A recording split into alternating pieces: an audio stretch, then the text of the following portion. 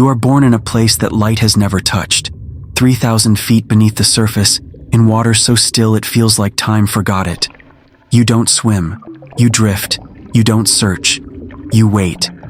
There is no mother, no siblings, no warmth, only darkness, pressure, and particles of the dead sinking around you. You are soft-bodied, slow-moving, and shaped like something that should not have survived this long. You are not a squid, not really, not an octopus either. You are a mistake of classification, a leftover from an older ocean. No one teaches you how to live. You simply do, slowly, quietly, feeding on the waste of everything faster than you. No one sees you. No one misses you. And yet, you remain. You are born already adrift. There is no nest, no egg sac to hide inside, no shallow reef to cradle your soft body. You emerge fully formed, alone, and already sinking. Your entire world is liquid shadow, cold, silent, and massive. You are not built for speed. You have no reason to rush. There are no predators hunting you yet, but nothing protects you either. You are neutral, forgettable, not threatening, not appetizing, just there. The water around you is cold enough to kill most animals within minutes. But your body doesn't panic. Your skin is lined with a layer of gel and chemicals that stop the cold from tearing you apart. That's all you have. No real muscles, no bones, no armor. Just soft tissue wrapped in a ghost of evolution. You drift through what's called the oxygen minimum zone, a layer of the ocean too low in oxygen for most creatures to survive. But you're not most creatures. You don't need much. You don't burn calories fast. You're a living metaphor for stillness. Motion is a luxury you rarely afford. Your diet begins with what falls, not prey, not even corpses, just debris, dead skin, feces, mucus strands, scales, the scraps of life far above you. This is called marine snow, and it's all you will ever eat. You do not hunt. You do not flee. You exist on waste, not by choice, but by design. There is no hunger in the way other animals feel it, only a gentle chemical signal that says, open your mouth, something is near. You learn nothing. There is nothing to learn. No siblings to compete with, no parent to mimic, no predator to outwit. The world doesn't want you dead, it just doesn't care whether you live. And so you drift.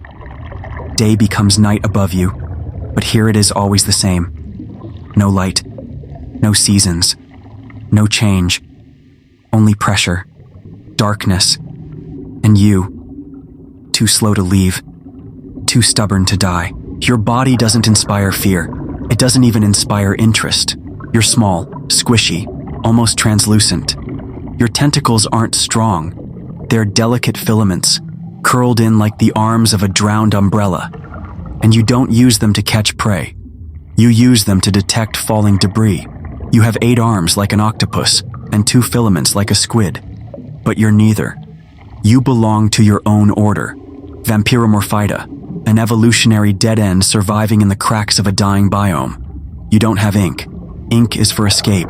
You release bioluminescent mucus, glowing clouds that flash and fade in the dark. A ghost pretending to be a star, not to blind attackers, but to confuse them just long enough to disappear into the stillness again. You have no beak strong enough to tear flesh, no suckers with teeth, no venom, no ink, no speed. You are, by every metric, unequipped to fight. Your only defense is being forgettable, unseen, unbothered. You have photophores, tiny organs that let you glow in patterns. You use them to create counter-illumination, a trick of light that hides your silhouette from anything above. You become part of the darkness by imitating it. Everything about you is designed for silence. You don't chase. You don't flee. You don't breathe like fish. You absorb oxygen across your body through a system built to function on almost nothing. While other creatures rise and fall with the tides, you float in biological pause, metabolism slowed to a crawl, movement reserved for necessity only. You are alive, but not quite living. Your organs do not rush. Your blood flows slowly. Your heart beats like it has all the time in the world. You are perfectly evolved for inaction. No wasted effort, no urgency, no ambition, and that's what keeps you alive. The ocean above you is chaos, predators, currents, competition. But here in the silence, there's no one to fight, no one to chase. Just you, suspended in a column of forgotten water, barely moving, barely needing. You are not designed to thrive. You are designed to persist. But even down here, persistence has a price. Down here, nothing hunts you. But that doesn't mean you're safe. You are not a meal worth the effort. No muscle, no energy-rich tissue, no bones to crunch. Just soft jelly filled with half-digested waste. Large fish swim past without turning their heads. Deep-sea predators look right through you. Even scavengers pass you by. You are invisible not because you hide, but because you offer nothing. But sometimes, something moves fast. A burst of pressure, a ripple in the current. You tense, not from fear but habit.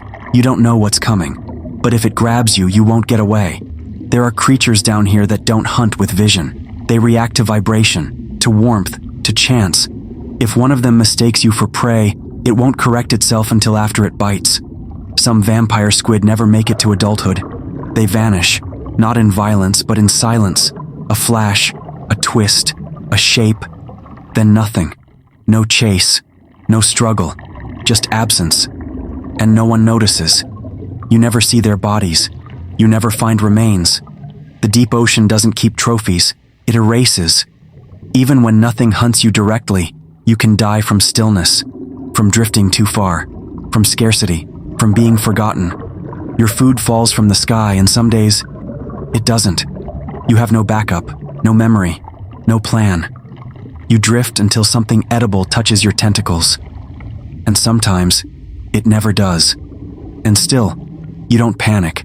You can go months without food. Not out of discipline, but by design. You are built for famine, not survival, endurance. But endurance can only delay what's waiting at the bottom, not prevent it. Down here, nothing cares if you're alive, but something always waits for you to die. Time passes, but not in a way you'd notice. There is no sun to track, no seasons, no landmarks, only the slow descent of decay through the water, particles falling like snow that never touches the ground. You are older now, weeks, maybe months, but you haven't grown much. Just a little thicker around the middle, a little heavier, a little slower. You were already slow. Now you are something closer to stillness. No instincts tell you to move. No chemicals push you to rise or fall. You hover where you always have, 500 to 3,000 meters deep. A twilight zone so forgotten it might as well be outside time. You have never seen another of your kind. You've never needed to. Vampire squid do not form groups. You don't hunt together. You don't migrate. You don't even acknowledge each other unless it's time to reproduce. And that won't happen for years. You are alone, and always have been. But you do not feel lonely. You are not wired for that. Loneliness is a human problem. Your kind has no attachment, no community, no affection, just silence and drifting. Your food remains the same, waste, rotting bits of once living things, worms, skin, feces, particles too small and old for most creatures to digest. But your stomach accepts them, slowly, patiently. You feed without chewing, without tasting, without choosing. Nothing you eat has ever been fresh. Nothing you eat ever will be. And yet you persist. Other animals mature in months. You will take years. Most vampire squid grow slowly enough that their reproductive cycle doesn't begin for a decade or more. You are alive in a way that confuses time. No urgency, no climax, just duration. You never play. You never compete. You never learn. You do not gain wisdom, you only accumulate mass, and even that, barely. Down here, aging isn't a process. It's a quiet erosion. No gray hairs, no failing organs, just a body that loses the will to function, one molecule at a time. You don't know how long you've been alive. You never will. Because in the deep, there's no difference between drifting and decaying. A Eventually, something changes. Not suddenly, not clearly. Just a slow internal shift, a chemical cascade that moves through your soft tissue like an idea forming in a dream. You are ready to reproduce. But readiness doesn't mean action, because down here, finding a mate is less like courtship and more like luck. You have never seen another vampire squid. You may never see one, but your body prepares anyway. If you're male, you create spermatophores, tightly wound packets of genetic material. If you're female, you prepare to store them. There is no ritual, no display, no dance, just an exchange, brief and indifferent. If you're one of the rare few who encounters a mate, you won't stay together. You won't remember each other. There will be no connection, no bond, no memory, just function. And even that function is flawed. Females do not lay all their eggs at once. Instead, they may carry thousands of eggs inside their body for years, releasing only a few at a time, month by month, cycle by cycle. It's a slow process. Glacial. A single clutch might take 3 years to fully deposit, assuming the female survives that long. Many don't. Some die before their last egg leaves the body. Others never reproduce at all. You may live your entire life, years, even decades, and never pass on a single gene. And no one will know. No one will care. There are no family lines, no legacy, no memory of who you were. If you are female and lucky enough to deposit your last egg, your body begins to shut down. Not violently, just inevitably. Your muscles soften, your tissue breaks down. Your ability to feed fades before your hunger does. You do not die in a burst of drama. You simply stop working. And if you're male, you don't last long after mating either. You don't guard the eggs. You don't wait for them to hatch. You don't know if they ever will. Your purpose ends the moment you fulfill it. And what you leave behind is not a child, not a memory, not a name, just fragments of drifting cells in a water column that never needed you to begin with. You don't die like predators do. There is no blood, no battle, no final gasp. You simply slow down, then stop, not because something caught you, but because nothing ever did. Your body loses function the way a fire loses oxygen. Quietly, completely. Your tentacles unravel. Your photophores go dark.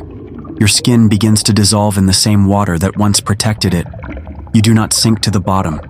You remain suspended, half decayed, half forgotten. Eventually, your flesh becomes food for something else. Not a predator, not revenge. Just another slow creature, just as blind, just as indifferent. There is no fossil record, no grave, no trace. You will leave behind no shell, no bone, no legacy, only a chemical signature in the gut of something that didn't even notice it was feeding on you.